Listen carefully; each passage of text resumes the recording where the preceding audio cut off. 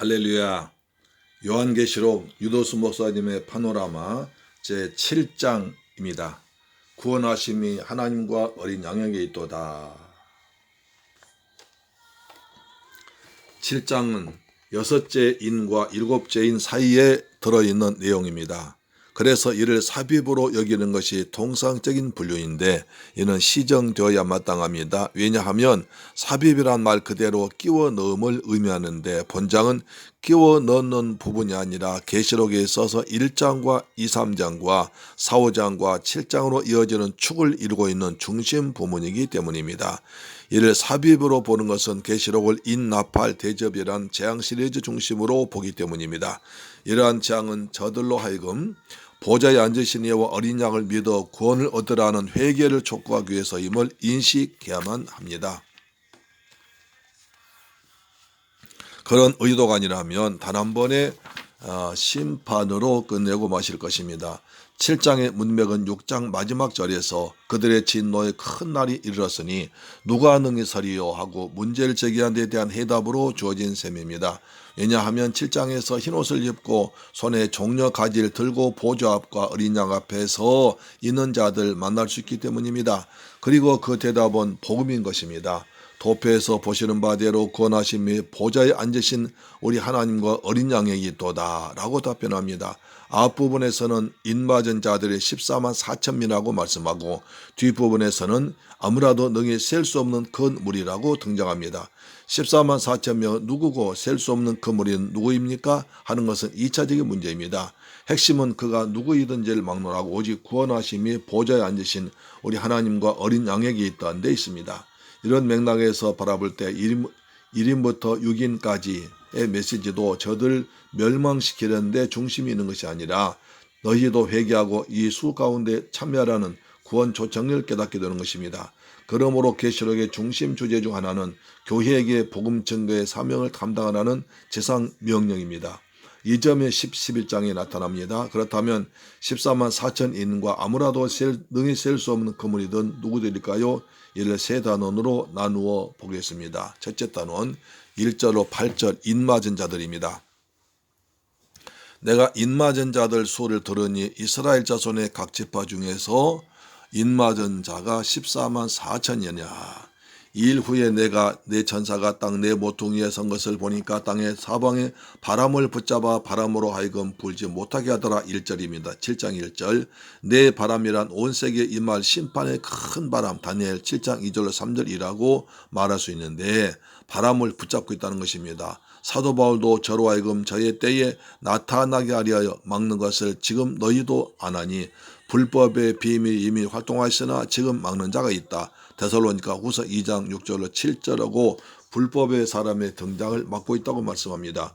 왜 막아야만 하고 언제까지 붙잡고 있는 것일까요? 하나님의 종들의 이마에 인을 치기까지라고 합니다. 내가 인맞은 자의 수를 들으니 이스라엘 자손의 각 지파 중에서 인맞은 자들이 14만 4천이니 4절합니다. 그렇다면 인맞은 이들이 누구일까요? 이를 문자적으로 이야기하는 12지파의 각각 12,000명씩이라고 규격화되었을 뿐만 아니라 단지파와 에브라임 지파가 빠지고 대신 요셉 지파와 레위 지파가 들어있는 이유를 설명할 길이 없는 것입니다. 그러므로 이를 상징으로 보아야 할 것입니다. 인을 가리켜 하나님의 인이라고 합니다. 2절입니다. 그리고 14장 1절에서 또 내가 보니 어린 양이 시온산에 있었고 그와 함께 14만 4천이 있었는데 그 이마에 어린 양의 이름과 아버지의 이름을 쓴 것이 있더라. 14장 1절라고 말씀하고 있습니다. 그렇다면 그 인을 친다는 것은 구원하심이 보좌에 앉으신 우리 하나님과 어린 양에게 있다는 구원받은 보증이요 하나님의 소유된 표임을 알 수가 있습니다. 그러므로 에스겔 9장 6절에서는 늙은 자와 젊은 자와 처녀와 어린 아이와 부녀를 다 죽이되 이마에 펴있는 자에게는 가까이 말라고 말씀하시는 것입니다. 그러면 이 인을 치는 역사는 어떠한 방도로 이루어지는 것인가 하는 문제가 대두되게 됩니다. 본문은 천사가 인을 친다고 말씀합니다. 성경은 다른 곳에서 그 안에서 너희도 진리의 말씀 곧 너희의 구원의 복음을 듣고 그 안에서 또한 믿어 약속의 성령으로 인치심을 받았으니 에베소 1장 13절라고 성령께서 인을 치신다고 말씀합니다. 합니다. 그런데 성령께서 인을 치시는 것은 아무에게나 치는 것이 아니라 구원의 복음을 듣고 믿는 자에게 인을 친다는 것입니다. 그렇다면 저들에게 복음을 전가해 줄 자가 누구입니까? 땅 끝까지 이르러 내 증인이 되리라. 사도행 1장 8절 하고 복음 전가의 사명이 교회에 주어진 것입니다. 그렇다면 이렇게 정리할 수 있습니다. 하나님의 인을 치는 방도는 천사와 성령과 교회의 동력이라고 말할 수 있는 것입니다. 이를 따지려 하지 말고 증거사에게 막중함을 깨닫는 것으로 족하는 것입니다. 그래서 바울은 우리는 하나님의 동력자들이요 고린도전서 3장 9절 하고 말씀했습니다.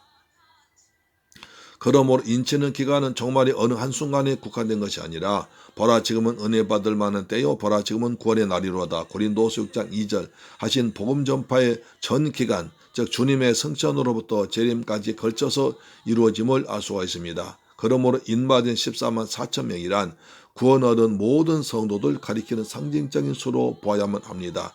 이를 문자적으로 유대인에게 한정한다면 14장에 가서 땅에서 구속함을 얻은 14만 4천인 밖에는 14장 3절이란 말을 대하게 될 때에 난착이 되고 그래서 억지 해석을 가하게 되는 것입니다.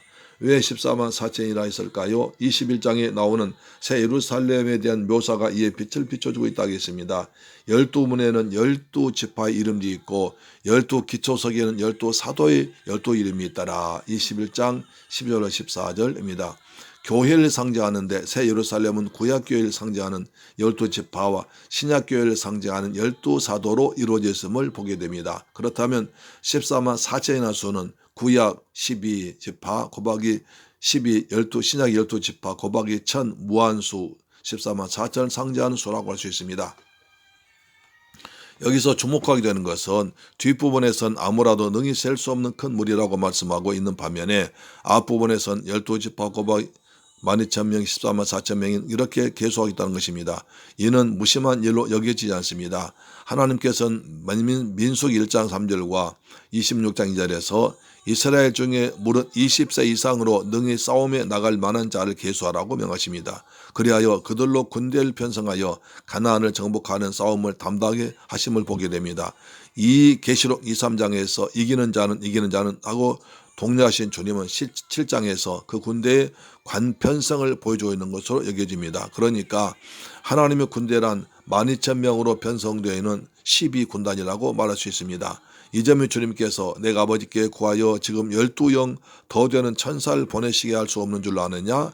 마태복음 26장 53절 하신 말씀과 연관됩니다. 그러므로 형제가 사역하고 있는 교회도 12영 중 하나에 편성되어 있는 것이며 형제도 그 종의 한 천사, 한 전사라는 깨달음이 있어야 됩니다. 둘째 단원 계시록 7장 9절로 17절 그 옷을 휘어 씻어게 한 자들 일 후에 내가 보니 각 나라와 족속과 백성과 방언에서 아무라도 능히 셀 수 없는 큰 무리가 흰옷을 입고 손에 종려가지를 들고 보좌 앞과 어린 양 앞에 서서 9절 아무라도 능히 셀 수 없는 큰 무리라고 등장합니다. 이들은 각 나라와 족속과 백성과 방언에서 나온 자들이라고 했습니다. 지구상의 모든 민족에서 나온 자들임을 알 수 있습니다. 그들의 보좌 앞과 어린 양 앞에 서 있다고 말합니다. 이 장면을 구속사의 맥락에서 볼 때 성경 전체를 통틀어도 가장 중요한 해답이 여기에 있다고 했습니다. 인류의 시온은 죄로 말미암아 하나님 앞에서 추방당했습니다. 그 이후로 어떻게 하나님 앞에 나갈 수 있는가 이것이 인류의 숙제였습니다. 그러나 성경은 율법의 행위로 그 하나님 앞에 어렵다 하시면 얻을 육체가 없다. 로마 3장 20절라고 단언합니다. 그러니까 하나님 앞에 나갈 자가 없다는 것입니다. 그런데 아무라도 능히 셀 수 없는 그 무리가 어떤 공로 무슨 자격으로 감히 보좌 앞과 어린 양 앞에 서 있단 말인가. 이 문제는 계시록의 주제를 바꾸는 데 있어서 열쇠와 같아 말씀이기에 심도 있게 고찰해 보아야 합니다. 이 장면은 6장 마지막에서 땅의 임금들과 왕족들과 장군들과 부자들과 강한 자들이 산과 바위에게 이르되 우리 위에 떨어져 보좌에 앉으시니 낮에서와 어린 양의 진노에서 우리를 가리우라. 그들의 진노의 큰 날이 일었으니 누가 능히 서리요. 6장 15, 17절 하고 절규하고 있는 장면과는 대조적인 장면입니다. 누가 능히 설 수가 있는가 이를 알게 하기 위해서 장로 중 하나가 이 흰옷 입은 자들이 누구며 또 어디서 왔느뇨. 13절 너는 알고 있느냐 묻고 있습니다. 그리고 그에 대한 답변은 그들에게 공로나 자격이 있어서가 아니라 오직 어린 양의 피에 그 옷을 씻어 희게 하였느니라 14절 하고 있습니다. 누가 설 수 있는가? 그에 대한 대답은 그 옷을 어린 양의 피에 씻은 자라는 것입니다. 문제는 그 옷을 씻어 희게 하였다는 의미가 무엇인가 있습니다. 성결로 여기는 분들이 많이 있습니다. 그렇게 하면 누가 서리요 하는 질문에 성화를 이루어야 설 수 있다는 말이 되는 것입니다. 아닙니다. 성경은 말씀합니다. 모든 사람이 죄를 범하였음에 하나님의 영광이 이르지 못했다. 그리스도 예수 안에는 구속으로 말미암아 하나님의 은혜로 값없이 어렵다 하심을 얻은 자 되었느니라. 3장 23절 로마서 3장 23, 24절입니다. 다시 말하면 어렵다 하심을 얻었기 때문에 그 일을 힘입어 하나님 보좌 앞과 영광에 나가게 되었다는 것입니다. 어렵지도 못한 죄인을 하나님 어떻게 어렵다고 여겨주시나 말인가? 그리스도 예수 안에 있는 구속으로 말미암아라고 답합니다. 이런 뜻입니다. 인간의 자력으로는 어렵게 된다는 것의 불가능함을 아시기 때문에 하나님께서 어렵다고 여겨주실 수 있는 방도를 마련해 줬다는 것입니다. 그러므로 복음이란 하나님의 의가 나타났다. 로마서 1장 17절 3장 21절 소신 것입니다. 성경 말씀합니다. 그리스도께서도 한 번 죄를 위하여 죽으사 의인로서 불의한 자를 대신하셨으니 이는 우리를 하나님 앞으로 인도하려 하심이라. 베드로전서 3장 18절 그러므로 형제들아 우리가 예수의 피를 힘입어 성소에 하나님 앞에 들어갈 담력을 얻었나니 히브리 10장 19절 우리가 그 안에서 그를 믿음으로 말미암아 담대함과 하나님께 당당히 나아감을 얻느니라. 에베소 3장 12절 핵심을 파악하시게 되길 바랍니다. 의로우신 하나님 앞에 나아갈 수 있는 자는 의로운 자라야만 한다는 점입니다. 누가 보기에 말입니까? 그 하나님 앞에 로마서 3장 20절 즉 하나님 보시기에 말입니다. 사람 앞에서가 아닙니다. 사람 보기에 성결한 사람이 있습니다. 그러나 하나님 앞에서는 아닙니다. 이런 누구보다 절감한 사람은 그 빛 앞에 서본 경험을 가진 바울입니다. 그런 말씀합니다. 사람이 어렵게 되는 것은 율법에 의해서 난 것이 아니요 오직 예수 그리스도를 믿음으로 말미암은 줄 아는 거로 우리도 그리스도 예수를 믿나니 이는 우리가 율법에 의해서 아니고 그리스도를 믿음으로써 의롭다함을 얻으려 함이라. 율법의 행위로는 의롭다함을 얻을 육체가 없느니라. 갈라디아 2장 16절 하고 있습니다. 그러므로 어린 양의 피에 그것을 씻어 희게 하였다는 것은 성화를 배제하고 있는 것은 아니라 해도 의롭다고 여김을 받은 칭의를 보아야 하는 것입니다. 죄인을 하나님 앞에 설 수 있게 할 수 있는 권능은 칭의에 있지 성화에 있는 것이 아니기 때문입니다. 많은 분들이 복음은 구원에 이른 입문이고 그 후로는 성화로 달성한 양 말하고 있습니다. 아닙니다. 성경 말씀합니다. 그러면 이제 우리가 그 피를 힘입어 인하여 의롭다 하심을 얻었은즉 더욱 그로 말미암아 진노하심에서 구원을 얻을 것이라. 로마서 5장 9절 의롭다함을 얻었다는 것이 왜 그다지도 중요하고 결정적으로 필요한 것이 언제라고 말씀하는 거 보십시오. 진노의 날입니다. 진노에서 구원을 얻게 되는 것은 성화가 아니라 칭의라고 말씀합니다. 그러므로 복음의 핵심인 칭의는 진노의 날까지 붙잡고 있어야 할 복음의 핵심인 것입니다. 진노와 결부되지 않는 칭의란 의미가 없는 것입니다. 끊어지지 않는 5개의 황금고리를 보십시오. 미리 하심, 미리 정하심, 부르심, 의롭다 하심, 영원롭게 하시느니라. 로마서 8장 29절 30절입니다. 5개의 황금고리, 미리 하심, 미리 정하심, 부르심, 의롭다 하심, 영화롭게 하심 5고리입니다. 여기에는 성화의 고리가 없습니다.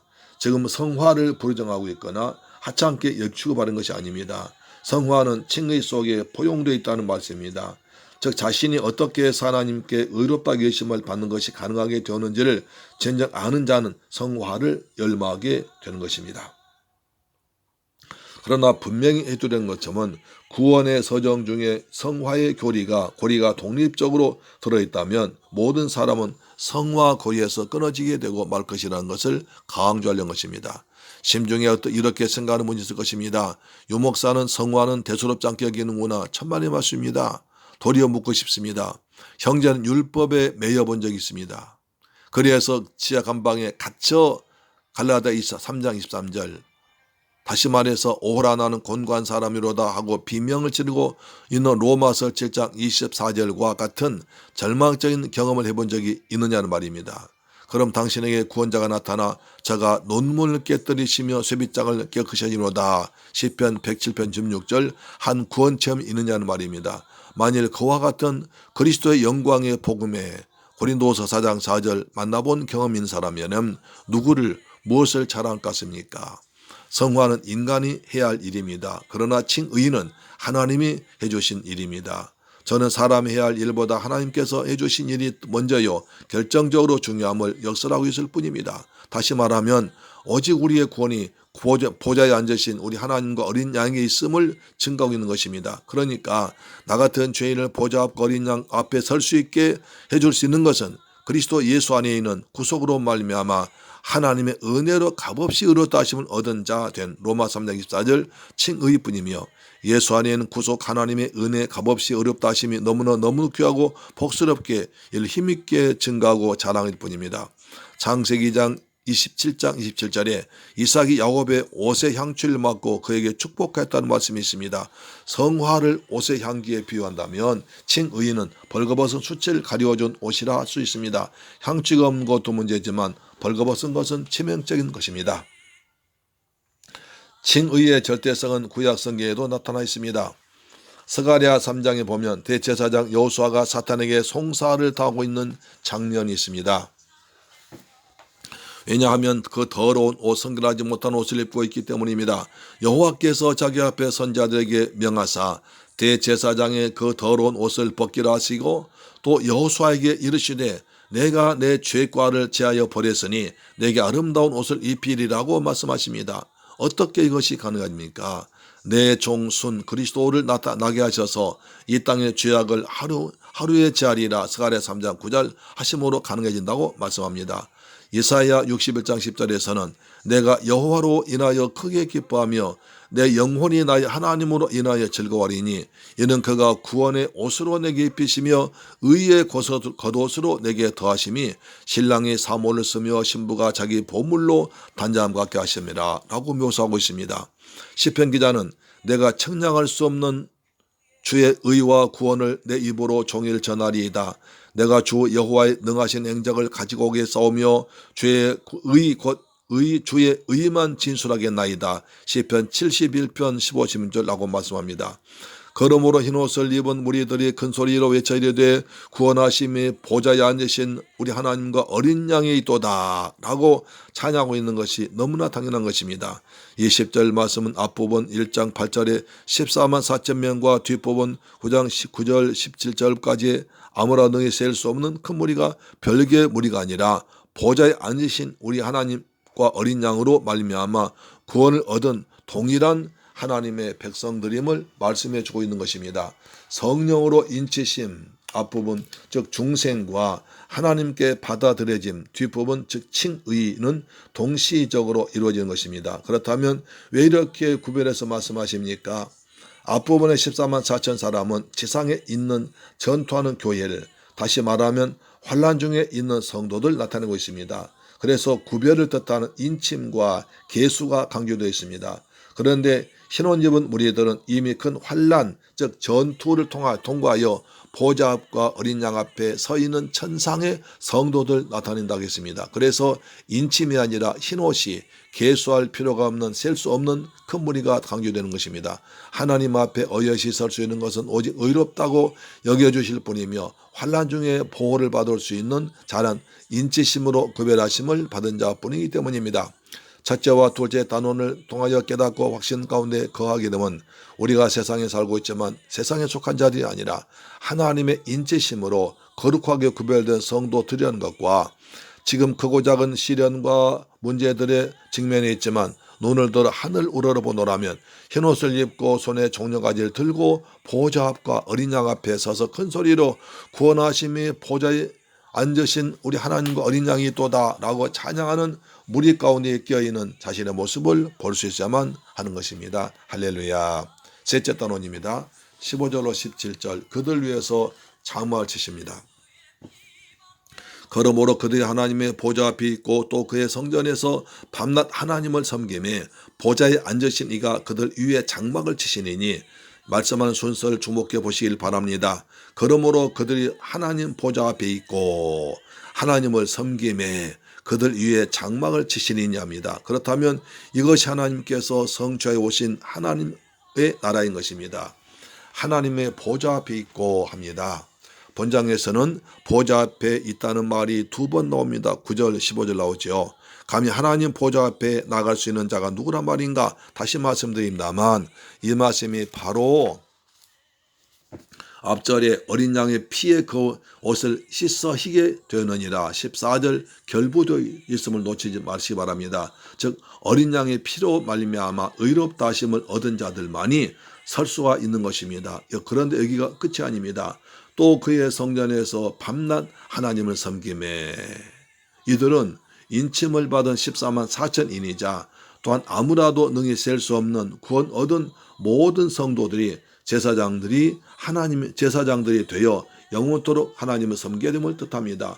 보좌에 앉으시니가 그들 위에 장막을 치시리니 합니다. 구속사의 맥락에서 보면 그들 위에 장막을 치시리니 하는 말씀보다 더 크고 복스러운 말씀이 또 있을까 싶습니다. 하나님께서 백성들 가운데 성막이란 장막을 치신 때가 있었습니다. 출애굽기 25장 8절 9절입니다. 그것은 짐승의 피로 세운 첫 언약입니다. 그러나 이것은 모형이 있을 뿐입니다. 하나님은 성육신 하심으로 이 땅에 장막을 치셨습니다. 요한복음 1장 14절입니다. 말씀 육시 가운데 거하심에 그것은 어린 양의 피로 세운 새 언약 때문입니다. 이제 또 장막을 치시겠다고 말씀합니다. 어떻게 하겠습니까? 하나님도 의로우시고 우리도 의롭다고 여기지 받았기 때문에 함께 거하는 것이 가능하게 되었기 때문입니다. 이것은 완성을 의미합니다. 요한계시록 21장 3절입니다. 이 말씀은 21장 3절 말씀의 성취될 말씀입니다. 내가 들으니 또 보좌에서 근음성이 나서 가로되 보라 하나님의 장막이 사람들과 함께 있음에 하나님이 저희와 함께 거하시리니 저희는 하나님 백성이 되고 하나님은 친히 저희와 함께 계셔서 20절 3절 이것이 천당이 아니요 하나님 나라인 것입니다. 그래서 밤낮 하나님을 섬기게 된 것입니다. 저희가 다시 줄이지도 아니하며 목마르지도 아니하며 해나 아무 어두운 기운에 상하지 아니하더라 하시면 다시 사망이 없고 애통하는 것이나 곡가는 것이나 아픈 것이 다시 있지 아니하더라. 다 젊것들이 다 지나갔음이라라. 계시록 21장 4절입니다. 한마디로 하나님께서 저희 눈에서 모든 눈물을 씻어줄 겁니다. 7장 17절 계시록 20장 4절 이렇게 말씀하시면 먼 훗날에 이 얘기를 하는 것이 아닙니다. 이 땅에 사는 동안 환난 중에서도 즐거워하는 로마서 5장 3절 천상적인 관점을 갖고 살아가게 하시렵니다. 성도가 받을 수 있는 이와 비할 만한 다른 위로는 없습니다.